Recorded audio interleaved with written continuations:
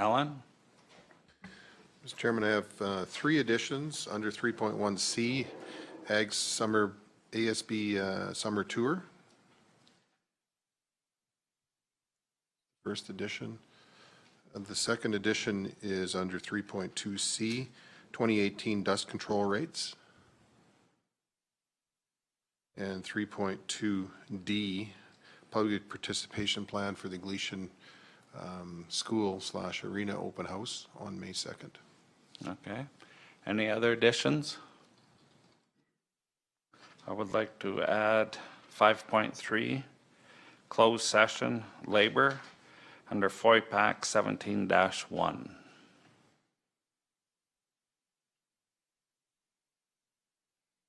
And if there's no other additions, on a motion to adopt. Okay, Jason, all in favor? Carried.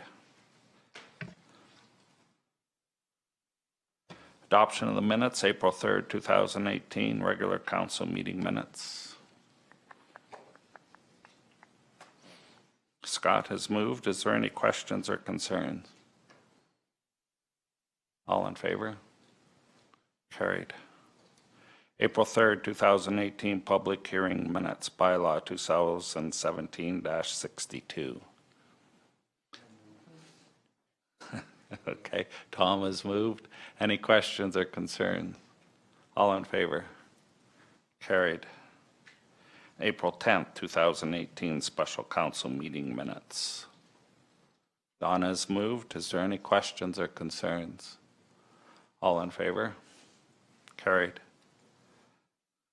And we'll move on to planning and,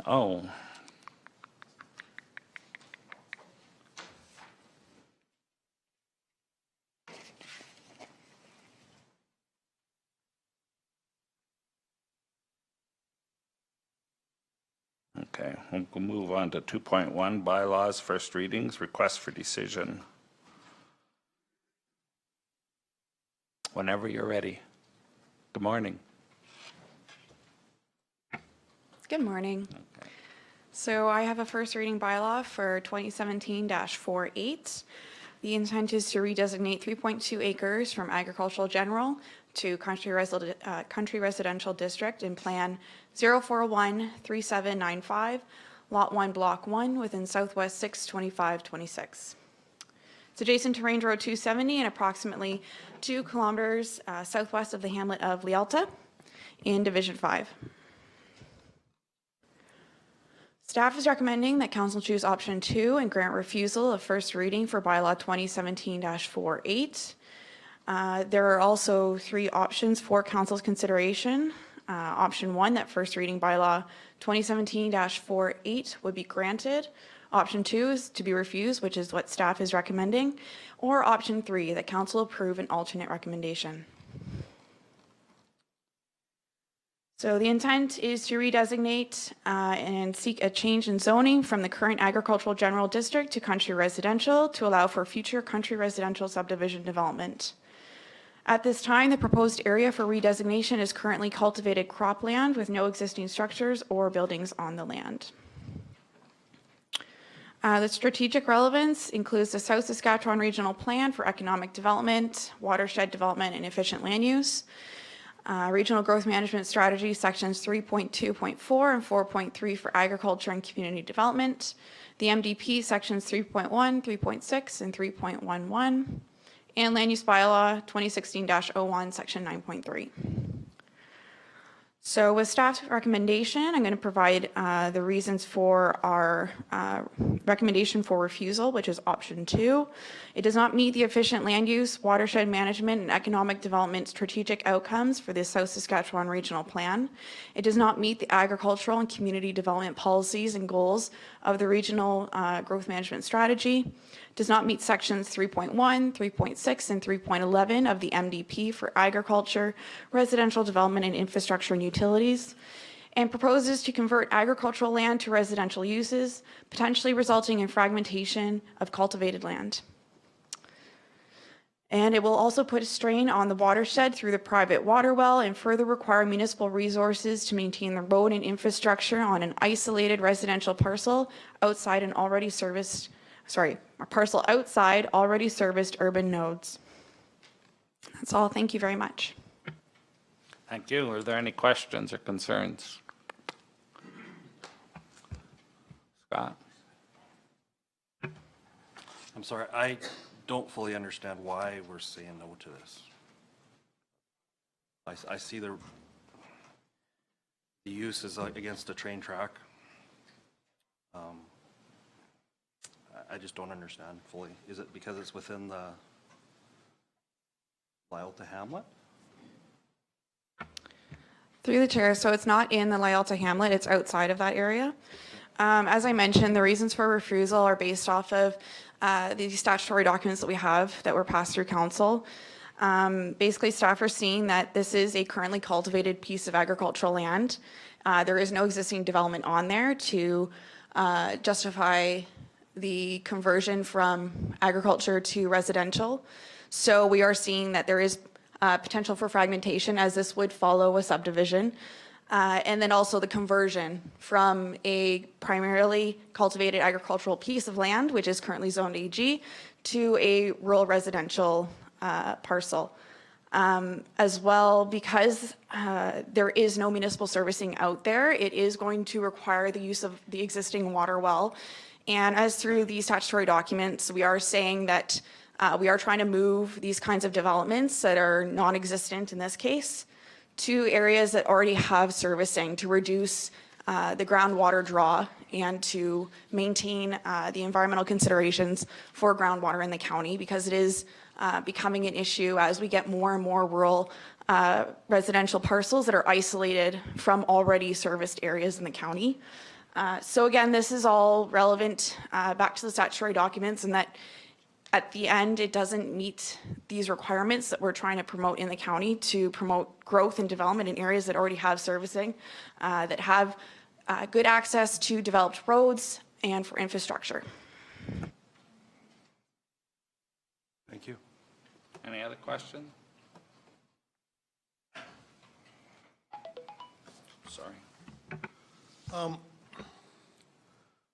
With the new, I'm just a little, I mean, it looks to me like it is the absolute perfect parcel to take away from agricultural, because if you're going to farm that little piece with today's equipment, there's at least an acre and a half in there that's not going to be touched, because you just can't turn an 80-foot drill around in that.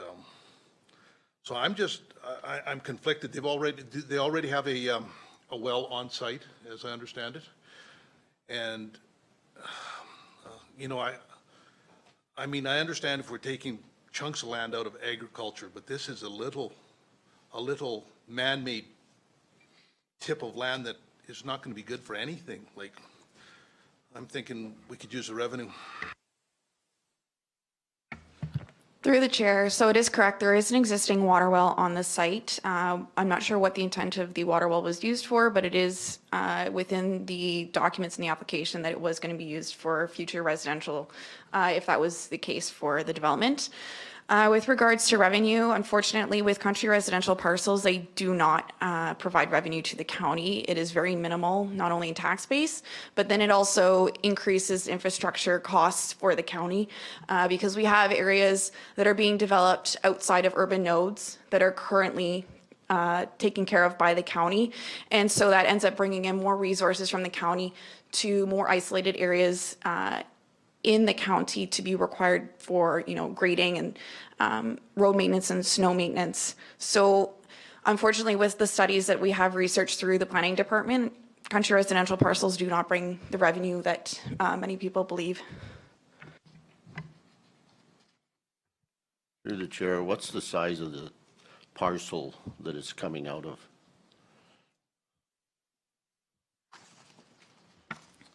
If it comes out?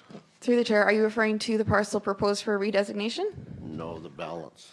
The balance, so from my understanding, the parcel is approximately 18 acres in size. And so we would be removing 3.2 acres from that, so about it's less 15 than- acres. It's less than 20 acres even.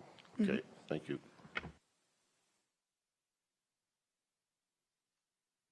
Through the chair, if I may. This is another situation that Planning Department finds itself in sitting on the fence a little bit, because I believe we have a municipal development plan that is not really addressing current situation. The municipal development plan is about 5-6 years out of date now. There is more of a push coming into Wheatland County for country residential or just subdivision of parcels. This one, as you can see on the map on the screen there, it is quite close to Lyalta. From my own perspective, my own opinion, I'm not dead set against this parcel particularly, but I do think it's another example of what are we going to do with agricultural land, particularly on the west side of the county, where the growth is a push.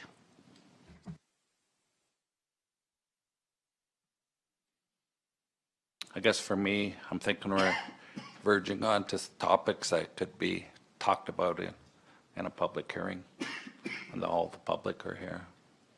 For first readings, I always lean towards granting first readings just for public comment.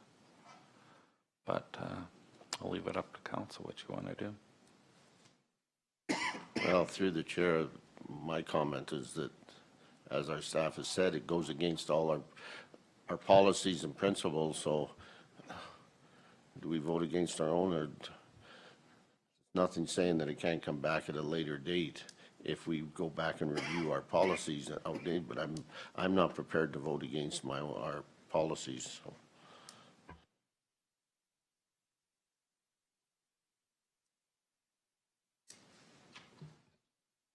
Scott? I'll recommend that we do first reading, bylaws 2017-48, and get some public input. Recommend or move? Move. I will move, sorry. Okay. I'm done coughing. Okay. First reading, any questions or concerns? Just ask for a recorded vote. Recorded vote. Any questions? All in favor? Opposed? Carried. Councillor Armstrong voted against, the rest voted in favor. Okay, next, request for decision, bylaw 2017-56. This is first reading.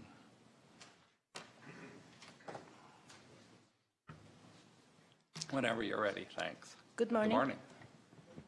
So I also have a first reading bylaw 2017-56 to redesignate 3.5 acre property from agricultural district to country residential district within Northwest Section 28, Township 24, Range 26.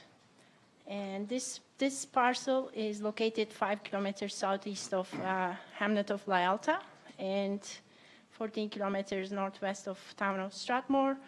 And it is only 3.5 kilometers to the county's west boundary.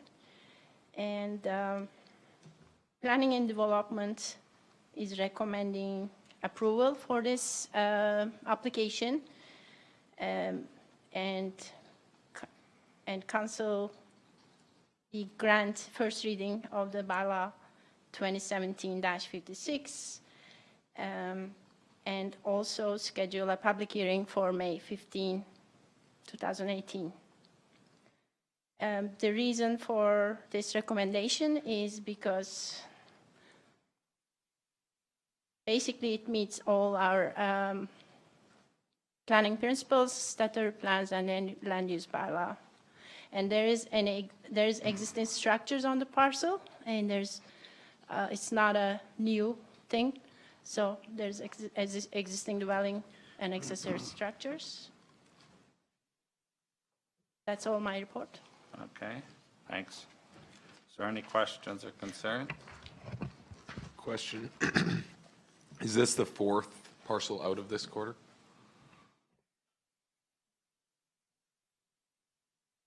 Sorry? It's not the first parcel. Fourth, sorry. Sorry. I'm just going to bring the maps up. So, yeah. This one. Huntley. Yeah. And then go to the, Oh, first reading report. yeah. Okay.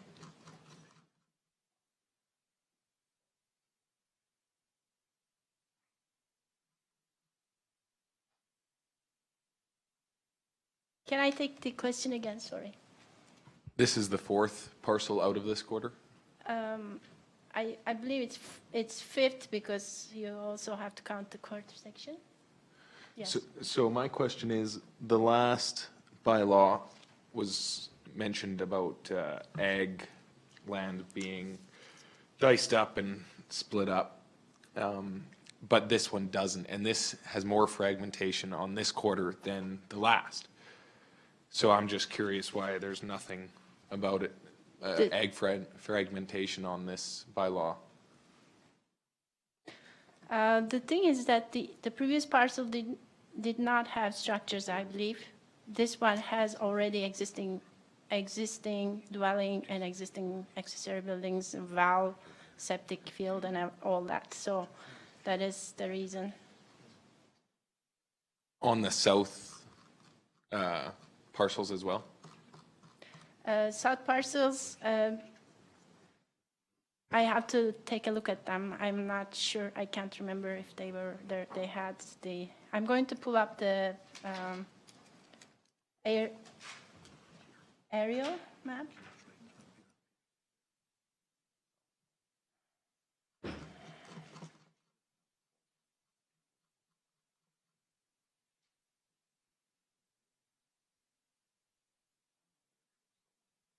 Oh, sorry.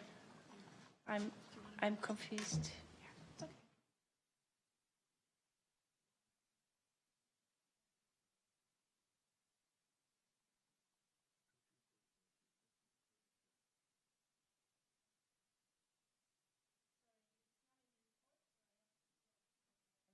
Minutes, if you like.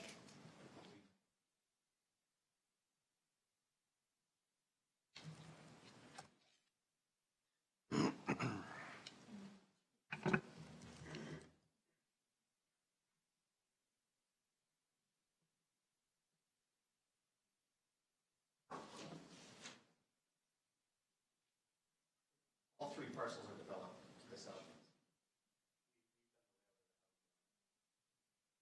Okay, thank you.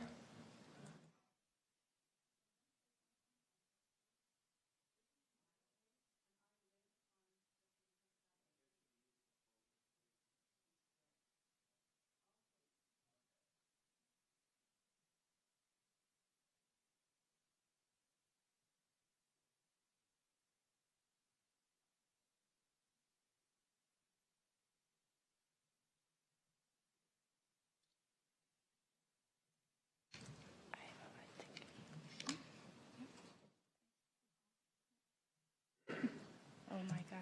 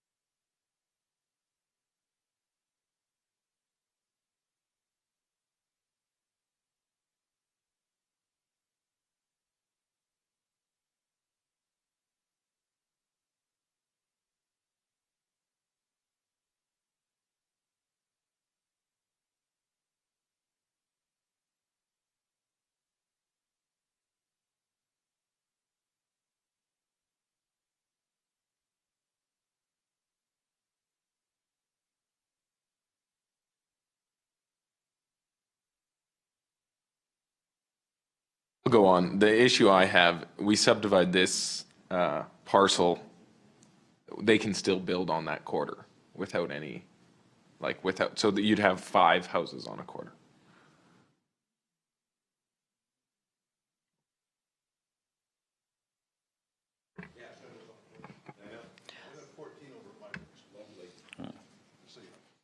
Through the chair, so within our MDP, I believe, our MDP or land use bylaw states that if it's over 80 acres in size, you can have up to 2 dwellings on it.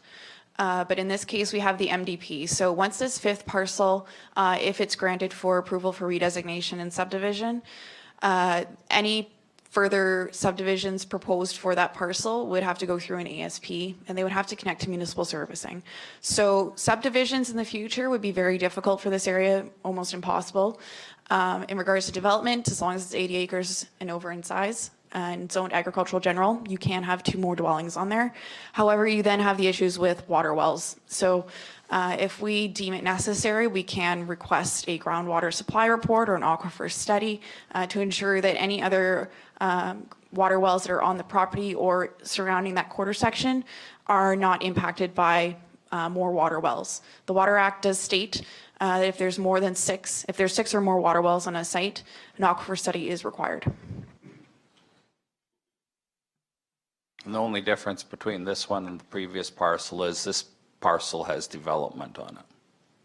Does that answer your question? Kinda? Any other questions? I'll make the motion that that bylaw 2017-56 be given first reading. First reading. The owner is here. You wanted to make a comment? You put your hand up. Usually. Okay. Yeah, we got if it passes, the public hearing is coming. Okay. Any questions?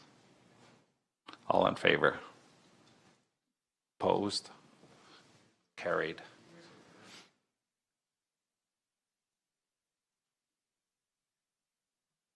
Excuse me, Mr. Chairman, can we get the second motion as well, please, for the public hearing? Okay. I'll put motion 2 that a public hearing be scheduled for May 15th, 2018 at 9 a.m. Wheatland County Chambers. And I don't believe we did that on the first one either.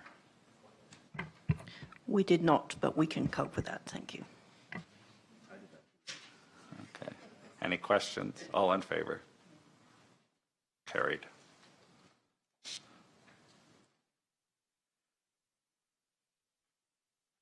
And I guess the first one, we didn't have a motion for that public hearing. That'll be accommodated as the schedule fits. Okay.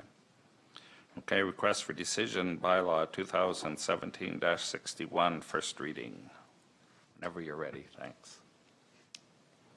Yes, this one is also a first reading for bylaw 2017-61 to redesignate 2.4 acre property from agricultural general district to country residential district in northeast section 23, township 24, range 26. This parcel is located 9 kilometers west of town of Strathmore and 3 kilometers north of Highway 1.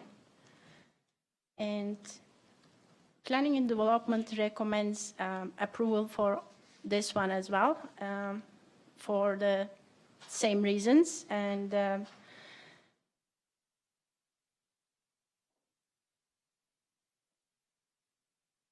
it's meeting the statutory plans and land use bylaw.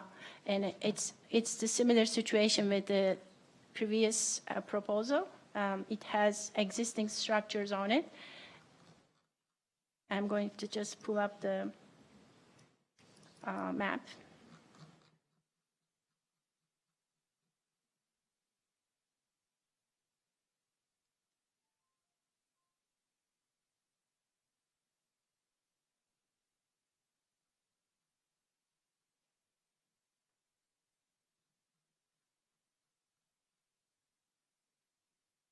Any questions? Any questions?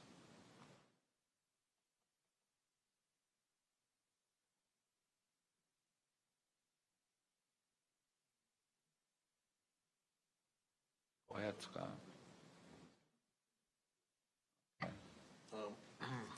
I recommend that we accept option 1, that bylaw 2017-61 be given first reading. Okay, so you're moving first reading? Okay. Any questions? All in favor? Carried? So I forgot to mention the public hearing for this one as well, for May 15. Okay. And then I make a motion on that the public hearing be scheduled for May 15th, 2018 at 9 a.m. at the Wheatland County Council Chambers. Okay, any questions? All in favor? Carried. Okay, unfinished business. A, Badlands Motorsport Resort Re-Water Act, notice for application.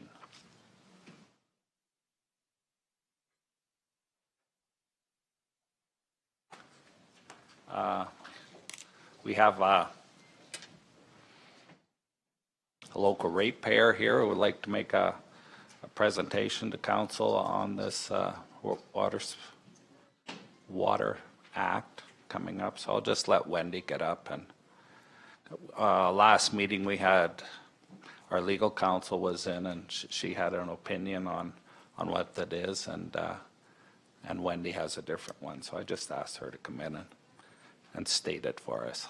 Go ahead, Wendy, whenever you're ready. And there's the mic, you need to turn it on. There's a little button there to make it turn red. And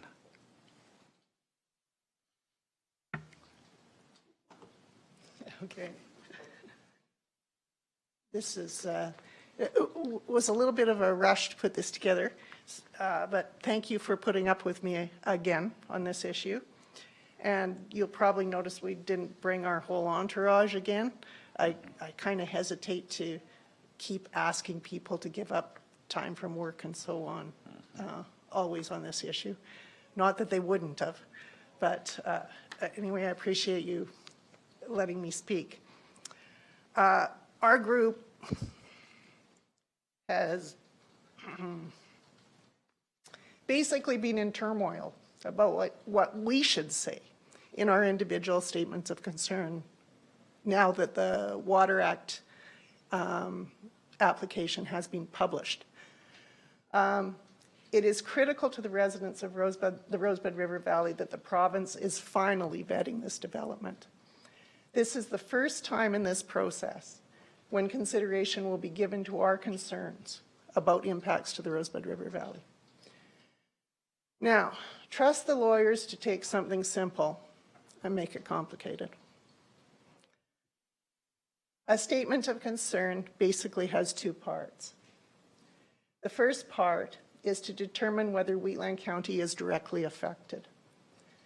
Now, the exact formula for that determination is not entirely clear, but it is obvious for the purposes of Wheatland County, first of all, to address that they have clearly addressed environmental issues in this county. First of all, this is a shared river valley containing the river as well as associated wetlands and riparian areas. The railway track is the county line, and the river meanders back and forth under the bridges. Wheatland County, quite obviously, is affected by the proximity at the location. Kneehill County's own bylaw 1597, the area structure plan for this development, implicates Wheatland County in road matters, environmental protection matters, and possible future development. For instance, under section of the plan 4.23, environmental protection and management, point B actually says, meet with Kneehill and Wheatland County staff to identify important environmental matters and establish strategies to deal with those. Those meetings were supposed to take place through the entire process. As far as I know, there has not been one meeting.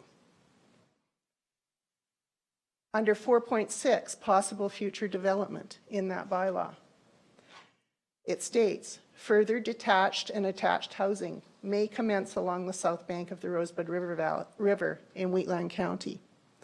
These are future land use decisions that Wheatland County will have to make. These are things that you are directly affected by. Glenn spoke at length to Kneehill Council about the references in the area structure plan at the public hearing, and yet these references were never addressed, and the bylaw was passed without one amendment. This area structure plan is hundreds of pages long. There was not one amendment.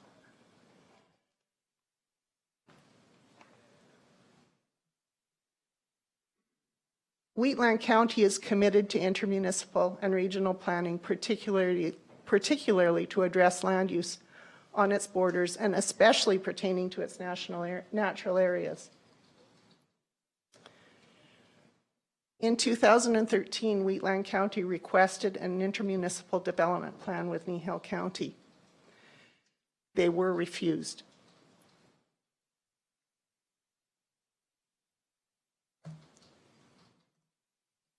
Wheatland County has demonstrated its concern for the environment by hiring a qualified full-time environmental coordinator and by recently awarding its first ever environmental stewardship award to Rick Skipstead, a ratepayer immediately adjacent to the site.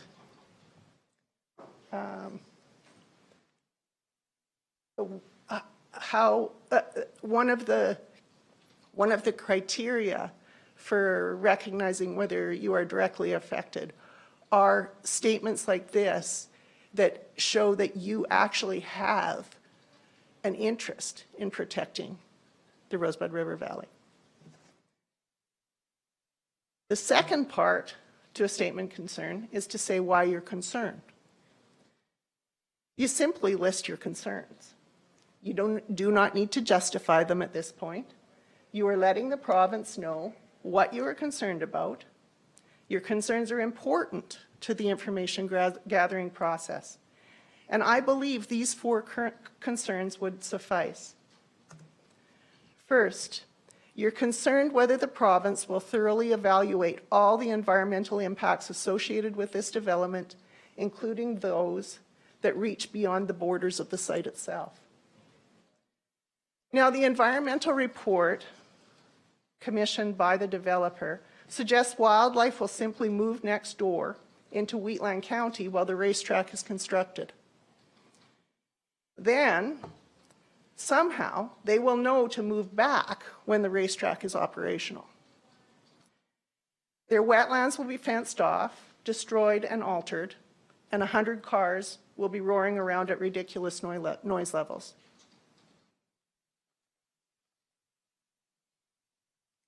Second, Wheatland County has not been consulted to identify important environmental matters and establish strategies to deal with those, as per Kneehill County Bylaw 1597.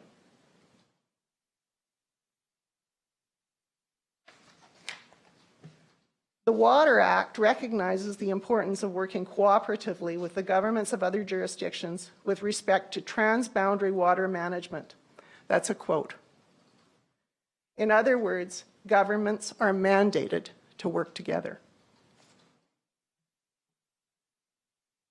There has been no intermunicipal or regional plan to address development in the Rosebud River.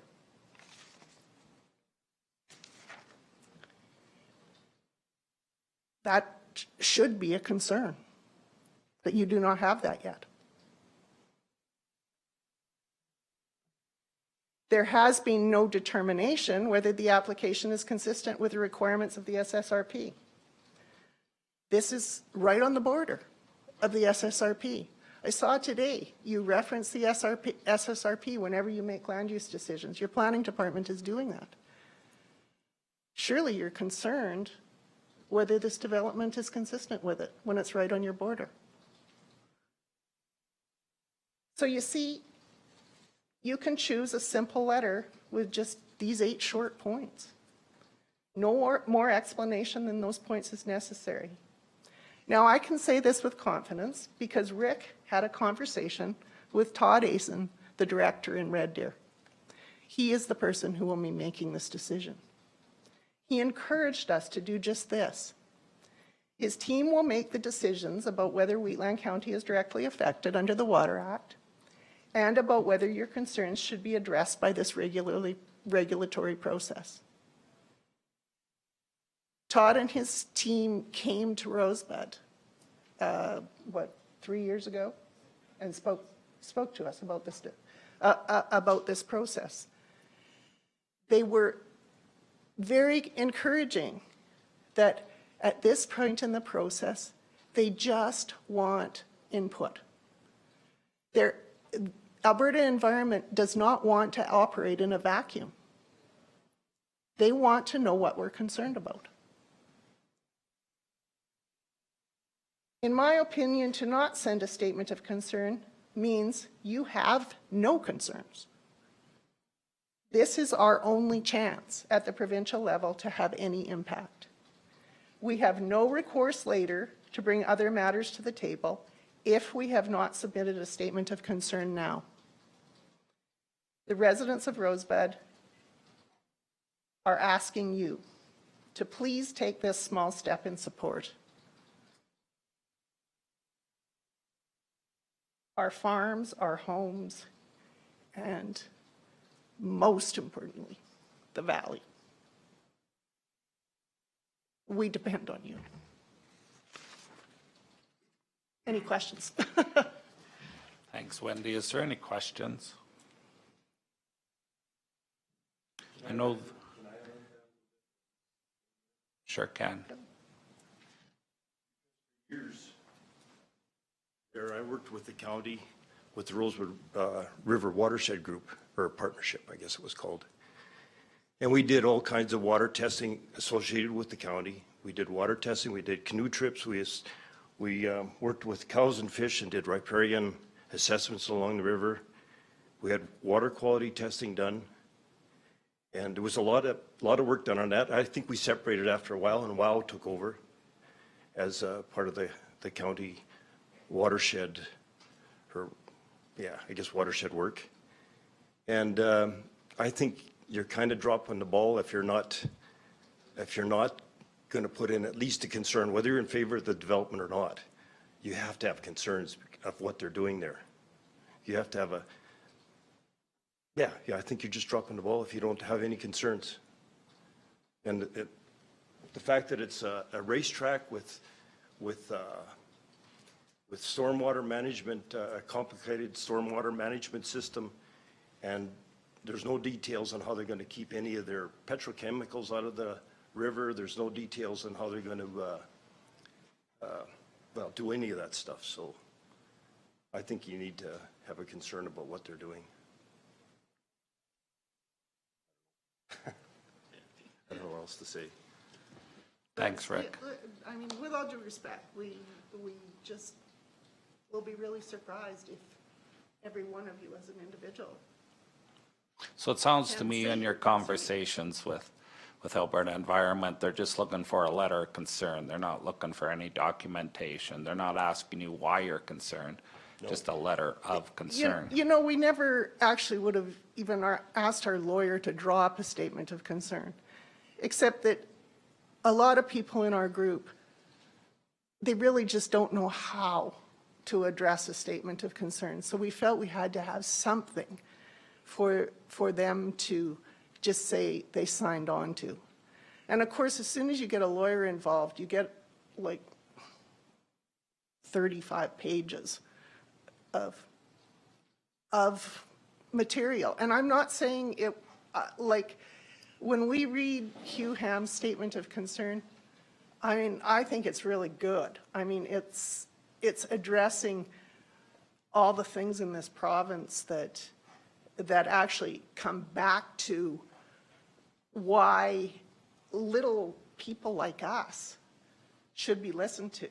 You know, we got big environmental groups trying to stymie development, and these are paid protesters that will never be satisfied. We're just a little group, and this is exactly the kind of development that we feel Alberta should be standing up and saying, you know, we don't just tolerate anything in this province. So, you know, I really believe that Wheatland County, you can just send something very simple. It doesn't have to be through your lawyer or our lawyer or anything. Just simply say something. So those 4 points you put up on the screen would be, I'm thinking, pretty good. Well, first of all, you'd have to put up the 4 points to say why you consider yourself directly affected. and then the 4 points as to why you're concerned. And I believe those 4 points would then cover issues about roads later. They would cover issues about contamination of the river. They would cover issues about future land uses. And, you know, especially that secondary access road. I know you guys have an agreement. I mean, you took them to the municipal government board and you won the dispute. The plans have changed significantly since that dispute. There hasn't been a redo of the transportation impact assessment to reflect what differences those changes make. We don't know at this point how much traffic will end up coming out on 564 and trying to get in from the south side.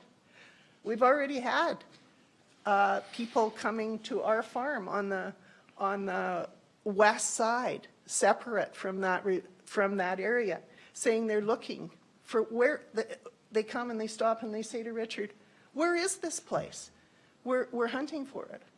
Can we just get to it from here?" And Richard said, "No, that road's a private road. You have to go around." "Oh, well, we already tried getting. We went in from the south." And Richard said, "Well, that's not supposed to be the access to it." "Oh, you mean we have to go all the way around? Can't we just go through here?" And Richard says, "Well, no, you have to go around." Well, we've already got it happening. I'm sorry, how can you not be concerned? Any questions? Just, This is a new council, so just what Wendy was talking to when they had their public hearings for their area structure plan. Fair size book. Wheatland County's name was mentioned numerous times and how we'll be consulted and everything. We weren't. We were early on in 2008 asked for anything. We didn't really reply. We were waiting for something. They took that reply as they don't have to talk to us, I'm thinking, in their defense. But at any rate, I got up and spoke at length to it, and we haven't been consulted. Our name hasn't been taken out of the area structure plan. We've met with them other times. I don't know if I tried to send some of these emails to you last night. I don't know if you got this Hugh Hams statement of concern. In there, what I really wanted you to see was all the residents of the county in Nehill that are concerned, their names. And I know my name's on there, so. No, we can remove that if you'd like. Yeah. I'm sorry. I don't want it to be that was construed done- as a conflict. yeah. I don't know. That was done a few years ago. The initial draft of this was done a few years ago when this was originally, this is the second time around that this application has come to Alberta Environment. The first time around, it basically expired worthless because the developer would not respond to fulfill all the requirements of the application. So we've been through this and through this and through this. well, through the chair, when we were talking with our legal, my understanding from Joanne when we were talking to her was if we were affected by the removal of, my understanding, I shouldn't say count, my understanding was that if we were affected unduly from water being taken out of that creek, what's the name of that creek? Crowfoot.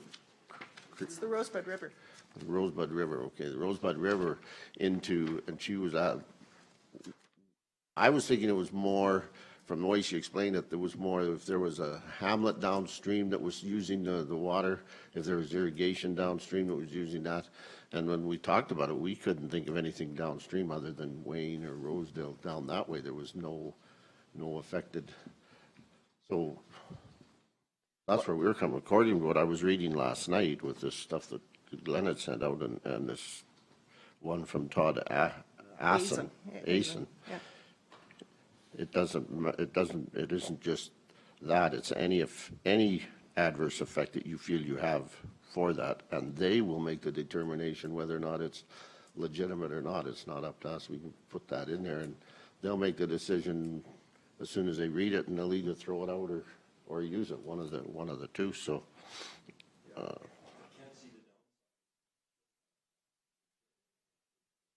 yeah, after reading what Todd has said, that he says you don't have to justify your concerns. You list the concerns so they can be addressed, and he's the one that's going to determine whether or not the proponent must provide further information before a decision is made. So if he doesn't have the information, he can't make the decision. So You're exactly right, Ben.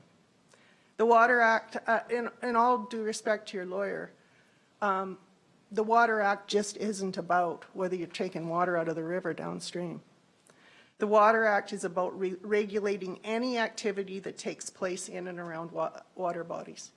It's about regulating the activity. It's not about just the river itself. It's about everything that river valley supports. And surely we value that river valley, and I mean, we're in the middle of cultivated land. That river valley is the only place where we have the kind of biodiversity and the kind of natural landscapes that I think that's why I live there. We love it. Questions? Send a letter with Scott. I don't have a problem supporting what you're saying, but this is pertaining directly to the stormwater management only, is what this is about on this application. They won't entertain anything else. So if they come back and say that their stormwater is approved system by Alberta Environment, and I've seen it before, we've, Bow River Management that we're on, it was very clear what they mean by affected. So if they approve it as our government and we oppose it or just we're concerned, it's out of our hands. I recognize that totally, that I recognize that there might be limitations, but I will tell you what, we've sent like 450 letters to the Premier. The Minister of the Environment has responded, and she has promised us that when Alberta Environment and Parks receives application under the Water Act and the Environmental Protection and Enhancement Act, this is all rolled together in one thing. She promises a rigorous review process is conducted to ensure any unmitigated impacts do not have a significant effect on the environment, including the wetlands and species at risk. She is telling us that their process will include an evaluation of more than just the stormwater. She's telling us that she's saying to us, and Todd Eason is saying to us, we want you to tell us why you're concerned. So if we don't say to him, we're concerned about the wildlife, we're concerned about how your stormwater plan will affect the river and the wetlands. There's bank swallows there right adjacent to it, and those bank swallows forage on those wetlands. Rick says even a small amount of petrochemical going on top of those wetlands, right?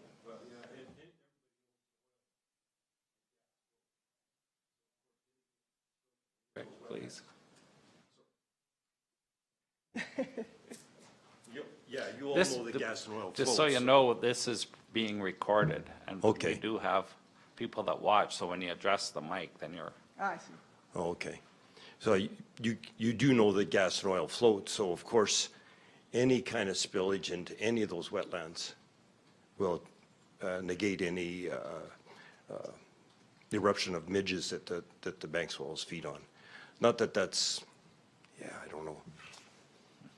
I mean, you could go on and on about this stuff and all the stuff they're for doing sure. there, but That's what the province does for us, is the province is supposed to evaluate this. And if we don't state any concerns, they won't go beyond what they have in the application. If we state concerns, then they just may go back to the proponent and say, you know what, we need some more information. Well, they will. I think And that they they will go back to and say, we have to have a, Okay. So these bank swallows, is it a significant colony? yeah, there's the one colony that's just across the road is 500 And they're birds. considered to be threatened. Yeah, they're threatened. And they forage on those wetlands are all ephemeral wetlands. They just, basically, they're only wet until about probably the end of July, and then they usually dry up. This year, they'd probably be wet all year, but they're a significant wetland in the valley, because when we went to do our own little study with our own little group, I could not find, I know that valley very well. I could not find another wetland the same as that. All the other wetlands are oxbows that are, 3 feet deep or 4 feet deep. This is a shallow wetland that really does an important role in the valley there. Okay. It's really would be a shame to lose them, but we would lose the swallows too, but not that anybody cares about swallows, I guess, but you should. We're losing everything, so. Yeah. Any other questions? or- Tom? I'm going to jump in here. I really, really understand where you're coming from. But this is, for us to do this, I'm just formulating this, we've got I think it's sort of like having a neighbor. And the neighbor's doing something on his property, but it's his property, and everything he's doing is legal, and we just don't like what he's doing. I don't think we have the right to tell somebody else. There were 7 elected officials, or however many, a majority of these officials in Nihil said, yeah, we're going to do this. And if my neighbor says, okay, I'm going to do this, I may not like it, but I've still got to I'm going to be this guy's neighbor. And I don't know what happens if we put a letter in, and the letter is going to have to be as generic as possible, because we don't, as far as I know, we have no standing. We are upstream of this thing. And I just don't think we have my personal opinion, we don't have the right to tell somebody else what they have decided to do. I mean, because they do not directly affect us. What may happen, I can't live on supposition. I can only look at, we're upstream. It's all our water's coming from our place and going past them. So, sorry, I'm just. But we're the county is downstream of it too. I don't understand that. And you're not telling them what to do. You're just listing your concerns to make it better. I don't care if you're in favor of it or against it. You have to have concerns. Everybody has concerns. Even the developer has concerns. It's whether they're all being met. And I don't see the downside of you saying we have a concern over the water quality downstream because of your stormwater and its I don't know, the settlement ponds and stuff, and maybe not being able to handle everything. You have to have concern about that. And your residents, your ratepayers, all recreate in that valley. There's all kinds of canoes, and we swim in it all the time, and we're downstream. I'm sorry. There's lots of people in the county that are downstream of this. And If we're downstream, then and we can show cause. I was under the impression that we are upstream of that. no. No, most of the river valley from that location down actually, the Rosebud River is basically mostly in Wheatland County and the watershed. So, definitely, like all the people from Dallam and so on, those are all downstream. I just can't see the downside of just saying a concern. You're not criticizing or doing anything. You're just saying we have a concern over certain aspects of this development. And they can say, what they'll do is they'll just look at it and they'll say, okay, this is not a legitimate concern and these guys are not. And it'll just go thrown out. Nobody is I don't think they throw that open to the public and say, oh, look at Wheatland, they've made a fool of themselves doing this stuff. They're not going to do that. No. It's just they're just going to write you a letter and say, yeah, we don't agree with your concerns, and that'll be the end of it. And at that point, you make a choice whether you want to go on with it or not. But maybe at that point, you have more information about this development. I think we're severely lacking information right at this point. Maybe at that point, you have more information, and now you still have the opportunity to say, oh, something else has come to light here.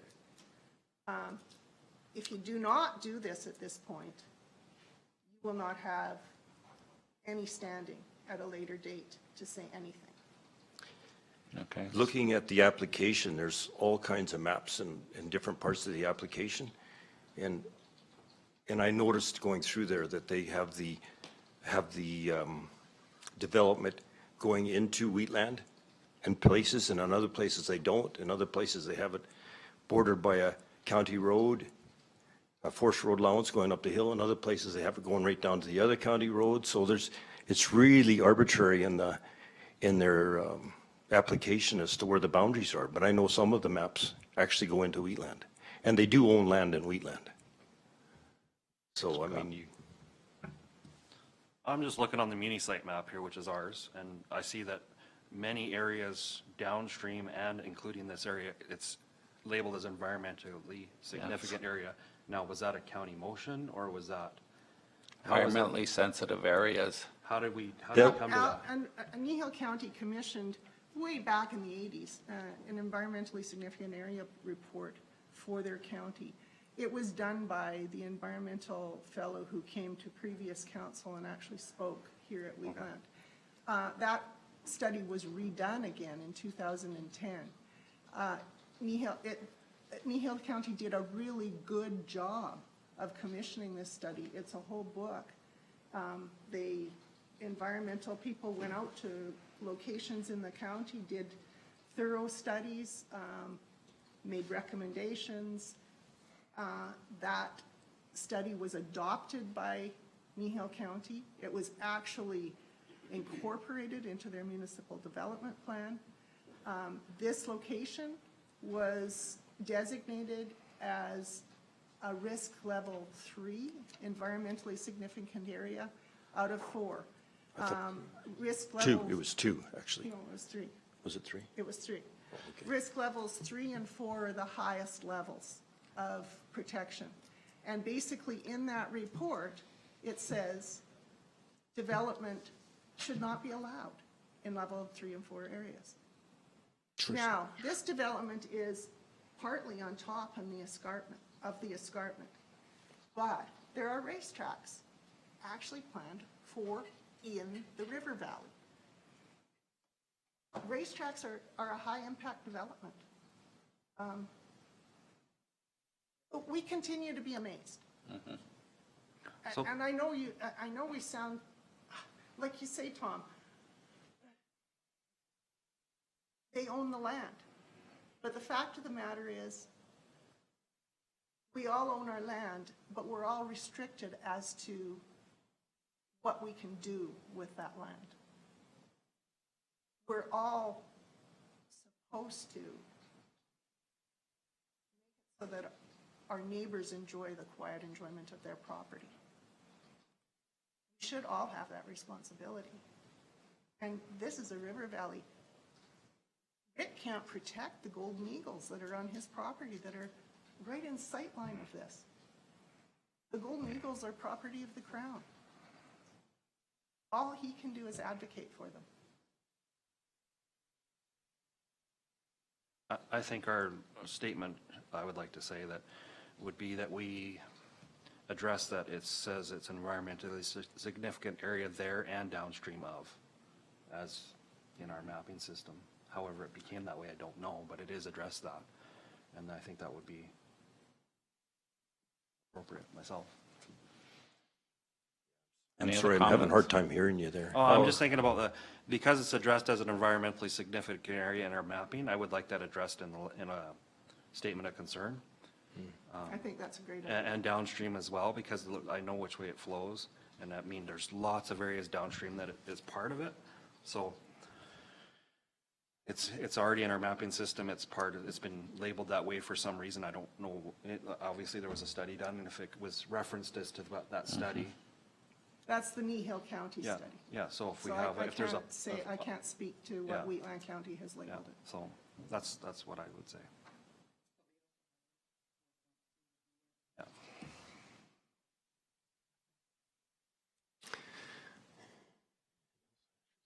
Any other questions? Are we ready for a motion?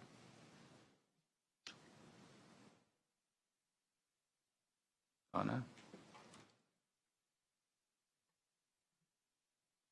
I motion that we write a letter to Alberta Environment. Alberta Environment. I don't know where I'm at. Environment and Parks with a letter of concern stating the sensitive areas on the maps and the 4 points that were given to us from Wendy. Not being, I guess I better read those. The main one not being consulted, involved in the planning, the strategies of the area structure plan.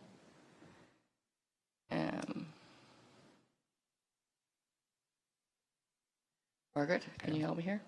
There's no, the addressing of the development and whether or not the requirements meet the SSRP.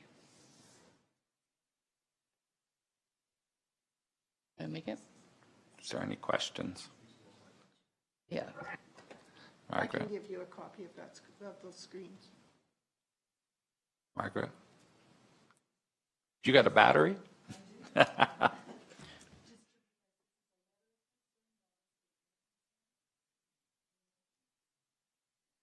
think all you're asking for is a letter of No, we're concern, asking for a statement of concern. statement of concern. Yes, I guess if you write a letter, it's a statement. it's a statement of concern, yes. A statement, Donna? We provide a statement of concern. Sure. Yeah. In letter form. Yes, well, that's what it is. Yeah. If I can add, we should say that it's quote file number 0046, or 00406-489, because that's exactly what it's pertaining to. That's the sensitive area number? No, that's the application that they have for the stormwater, because Oh, that's what okay. we're writing it to, so it has to go back to that file quote number. 001. Yeah. Okay, any other questions? Wendy, anything else? That's really all we're just asking simply for those few points. Okay. All in favor? Carried unanimously. Thanks for coming in. Thank you all. Okay. I'll have a short break, please. I'll be I don't letting the have to say people of please, we'll just- Rosebud definitely know. Next on the agenda is Huszar School decision on ownership.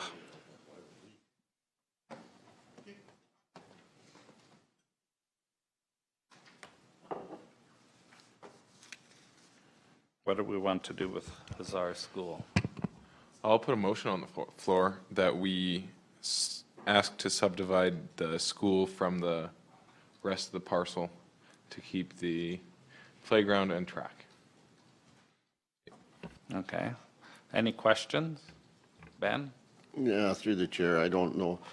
Your motion is asking the school board to subdivide it? They'll say no.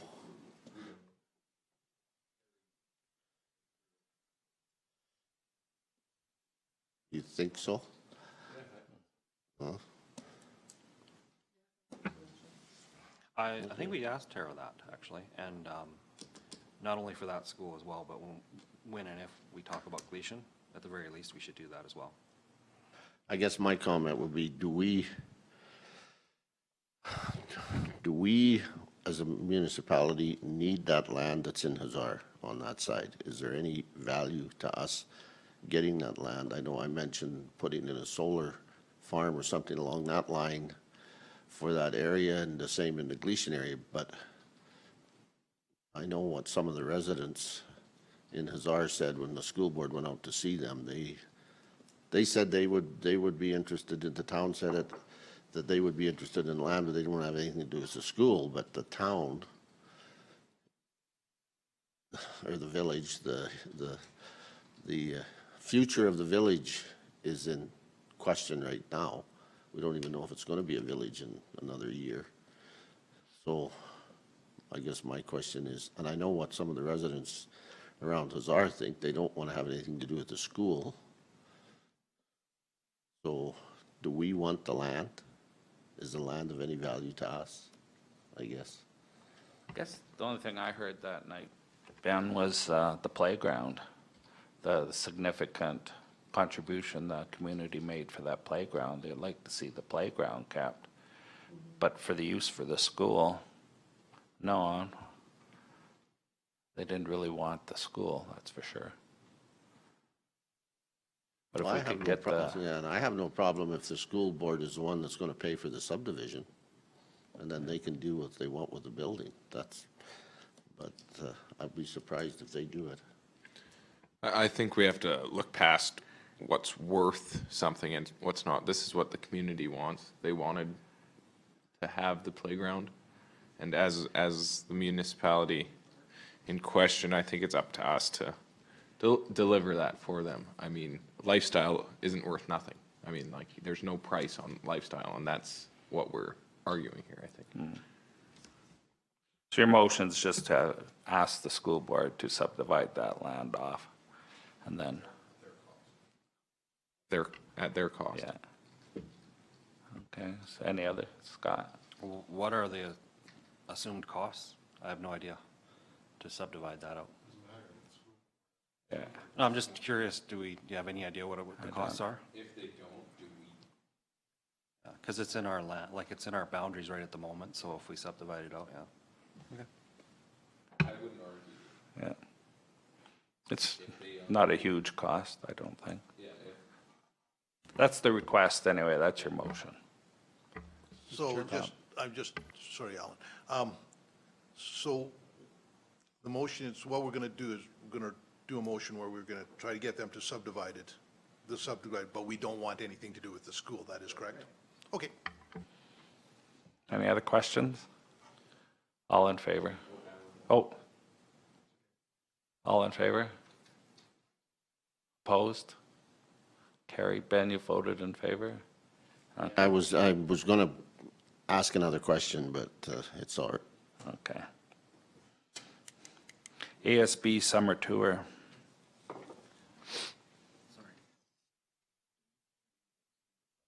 Hmm? I don't think so. Yeah. Yeah.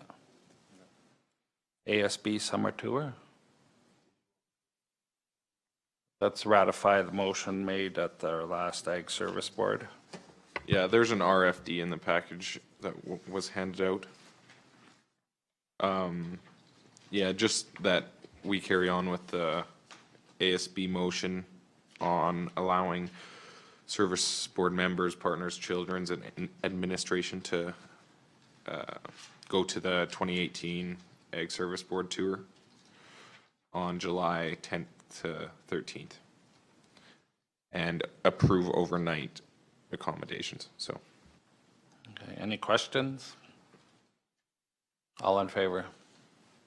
Carried. Oh, I thought you moved it. I can move that. I will move the recommendation as presented. All in favor? Sorry there. Okay. Request for decision, Torexon Energy Limited.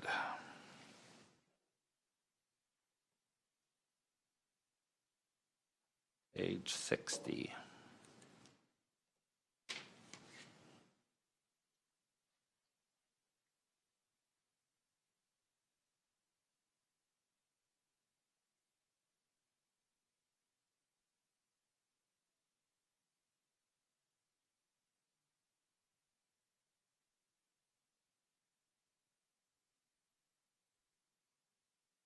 Scott? Just a question, do we have any other data from what somebody else charges for this kind of thing? Other counties? Is there a standard? No, Mr. Chairman, there's no standard that I'm aware of.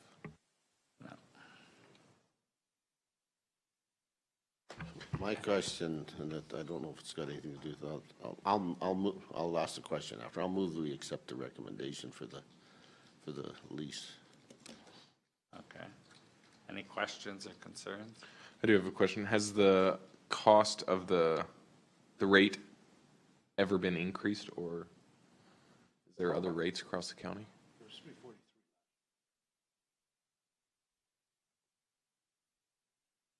Just where did you see that? Oh, yeah, previous yearly It's in rate there. was 343. So the new 5-year rate is 500, so Okay. it's increased There's no cost to us anyways. almost half again as much, quite an increase, really. No. Any other questions? All in favor? Carried. Ben? Yeah, my question on that parcel of land, this is to administration, is I know it was on, we did a map book here a few years ago on lands owned by the county within the crown lands, I guess what you want to call it. Nobody seems to know what that piece of land was. I think everybody's opinion is it used to be an old gravel pit, but have we ever approached a landowner to buy that off of us? Will the landowner around there, like that's a isolated parcel of land that is of absolutely no value to us. We're not getting any, when you talked this morning about revenue, we're not getting any revenue or anything out of it other than that lease road through there. There's no value to us for that parcel of land. It's back up in the corner up there that I don't even know if there's a developed road to that site other than what the oil industry has put in place. So I would like to suggest, in fact, I would put a motion on the floor that staff approach the surrounding landowners to see if there's any interest in purchasing that land, get it off our. How many acres is it? It's a fair chunk of land.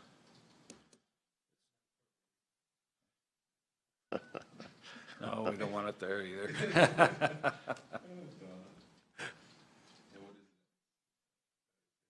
Yeah, well, I don't know if it's a full quarter, but.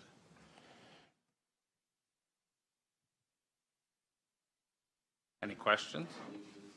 Ben's motion?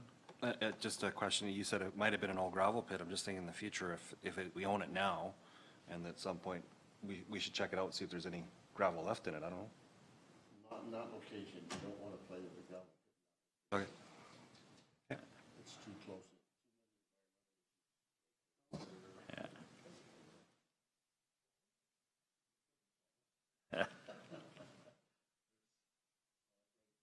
Right next to the Red Deer River and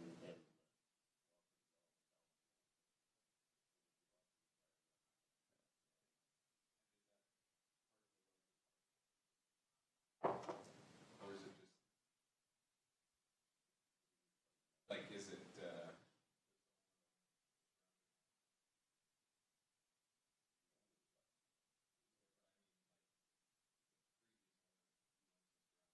I'm not positive who owns that land up there.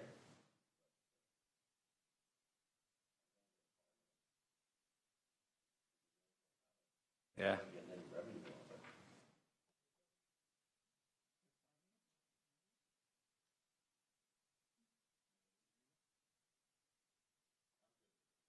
Yeah.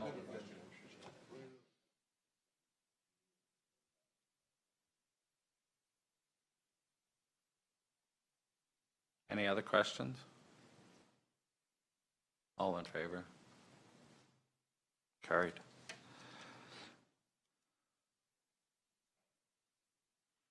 Request for decision, safety policy.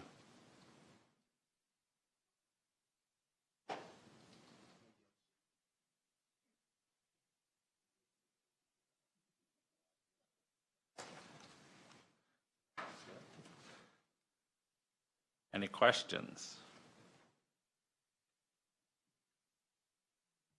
I'll make the motion to approve the recommendation. Scott's moved. Is there any questions or concerns? All in favor? Carried. Just, Glenn, just to back up a little bit, if I could, through the chair, now that we have Dave and Mike in here, the last one that we just passed, to have staff look at that, that chunk of land up at northeast of Dallam on the riverbed that we owned, that nobody seems to know what it originally was, why we owned it years and years and years and years ago. We just put a motion to have staff look at go to the surrounding landowner and try and, there's no value to us keeping that property, is there? That's amazing that you've brought that up, because I was just looking at it with our road and gravel pit inspector, thinking that we might go and dig a few holes there to see if there's some gravel. And that's what they said, and I said, I don't think, and for the environmental issues and everything that's going on close to the riverbed and the population on the other side of the border, if we even want to go there. It's gravel. Might be worth looking at least before we sell it. Okay. Good luck. There's not we don't have a developed road down there. No, there isn't, and right at the moment, he couldn't get within a mile of there, because the roads are all drifted in. Never was, so I don't even know why it was there in the first place. Yeah, I'm uncertain too. I was looking at the map the other day and saw it, and I thought, well, maybe it's something we could look at, but. Because you'd have to use it. Eh. So, I don't know.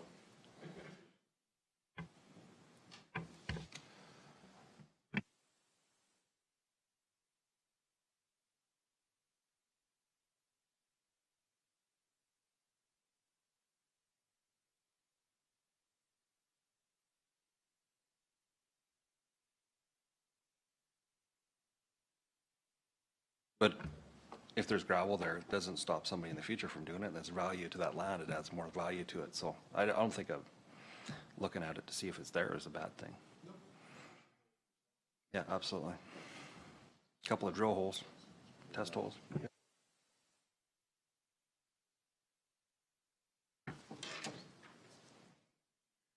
Okay, 2018 dust control rates. That's another handout. Request for decision, 3.2C.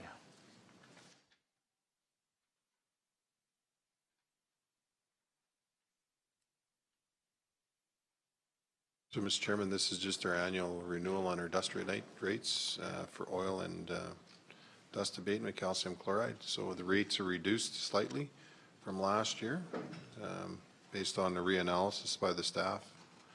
And we're probably start getting some demands fairly soon on people wanting to sign up. So If the fog ever leaves. Council Scott. What were the previous rates? I can't remember.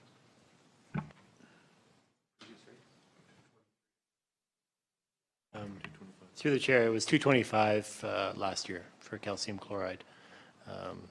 I don't recall what, it was around the $7 mark, I think, for oil. And the minimum application is 400 lineal feet? Okay.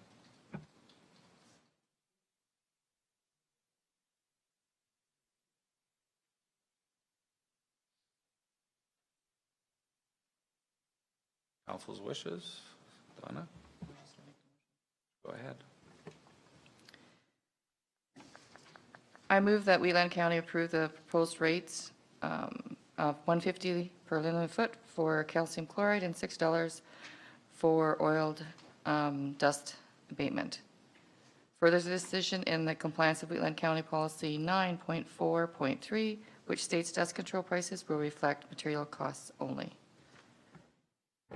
Any questions? All in favor? Carried. And D, public participation plan, open house meeting the future completion of the school and the arena. The open house, the format. It's a request for decision 3.2D was handed out.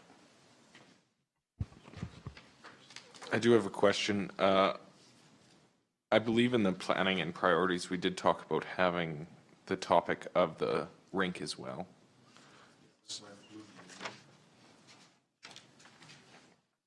Included in where?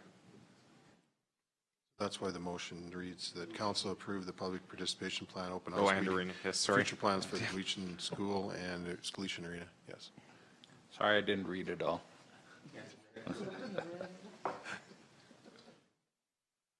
Council's wishes. Because Amber's not here, so I move that council approve public participation plan, open house meetings for the future plans for Gleason School building and the Gleason recreational arena. Okay, any questions? All in favor? Carried.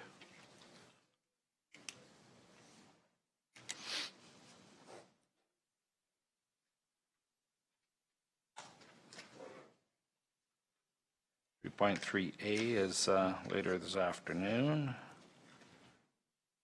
Request for decision, correspondence items.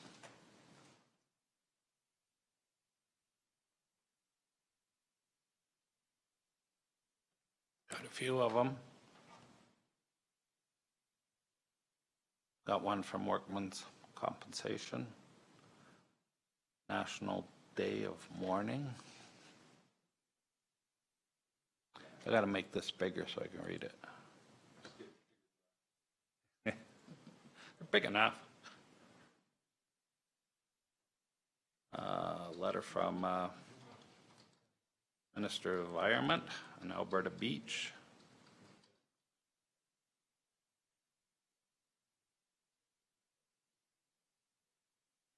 Page 118 is a letter, workshops in Rocky Ford by Hope Bridges Society. If there's any questions on anything, just interrupt me. And another one, another workshop. Hope Bridges again, I believe, yeah.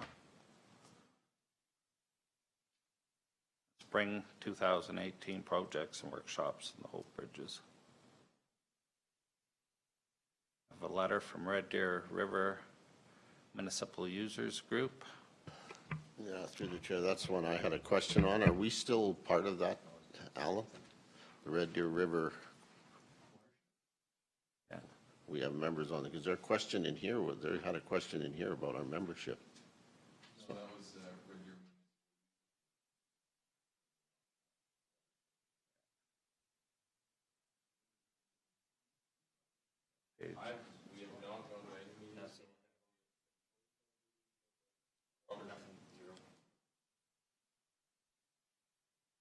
Because they're having their annual,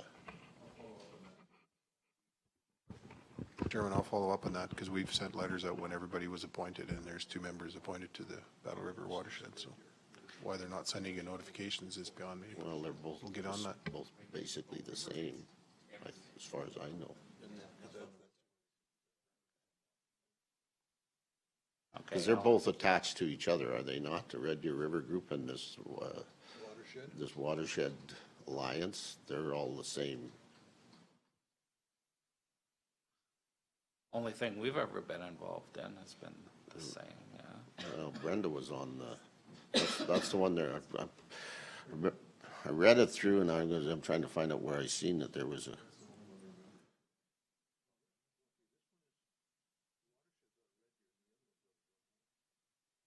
Yeah, but it's all the same. I think it's one is attached to the other. No, but those 2 groups have something to do with each other. I'm not sure what it is, but anyways. I don't know if it's the same or not, Ben. Further down, page 130 is, I think, what you're talking about, the Red Deer River Watershed Alliance, that letter? Yeah. Yeah, we're members of the Red Deer Watershed Alliance, but not the other Red Deer. No, we're not. Again, I've Never never heard happened. anything about this one either. Okay. But I mean, if we want us to stand in there, that's. Okay.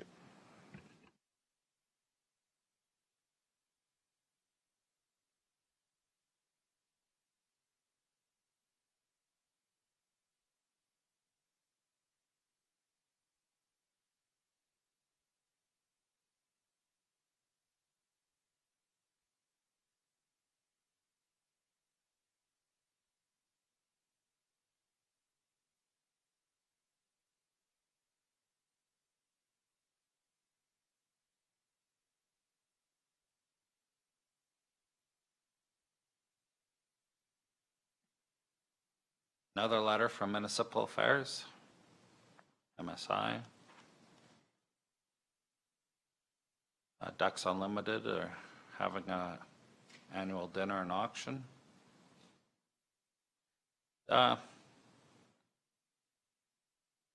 Did we used to give something to that? Through Russell or something, or through the environment, or don't know? Don't know, or we never did? Mr. Chairman, council's made motions in the past, but not through, we don't have it budgeted in our budget. So it would have to be a motion of council if you want to provide donations to that. I can't remember what the history was on that either. I don't know if you can, Ben. Probably.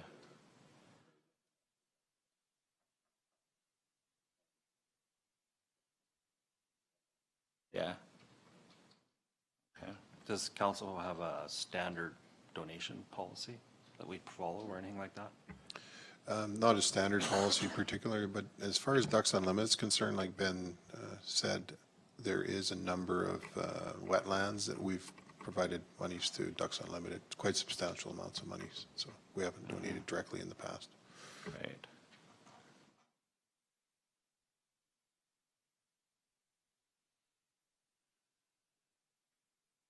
Letter from our MLA.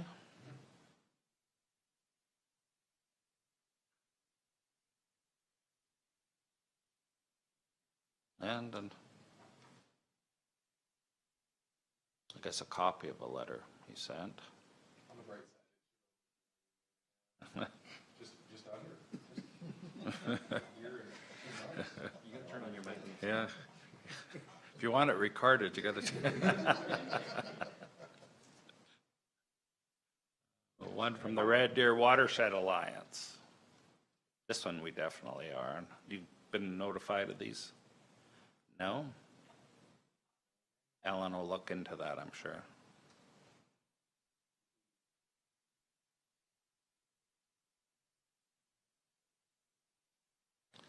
And one from the Historical Resources Foundation.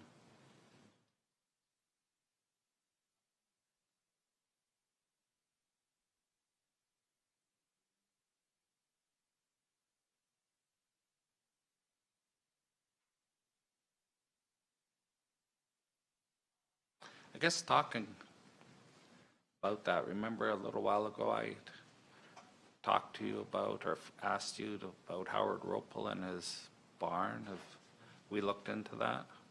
Okay, good. He's restoring an old barn and needed some names, I guess, or something, but as long as you've looked into it, then I'll leave it alone. Mr. Chairman, our policy states that he has to have an environmental or a certificate for it for historical reasons before it comes to council, and then council will provide that. But Okay. he hasn't provided that yet, so we're still waiting on that. Okay. And the Wheatland Wind Project newsletter.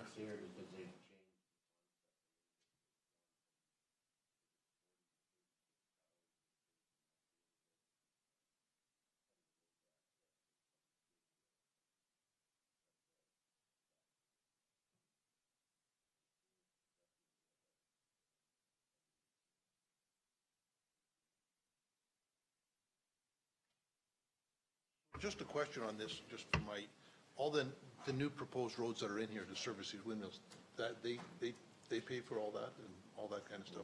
So we just maintain the grid around it and we're good? Any other questions? That's the last one, by the way.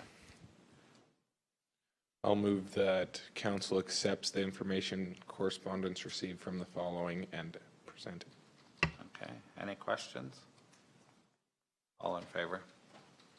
Carried.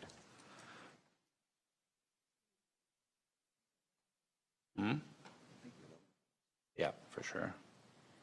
We got anything else? I know our 11 o'clock appointments here. Council want to start early? Want a break first? A short little break? Okay.